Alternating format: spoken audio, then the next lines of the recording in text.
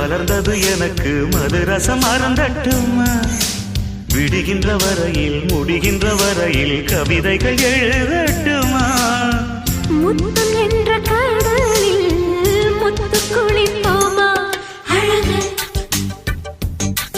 அழகு ஓ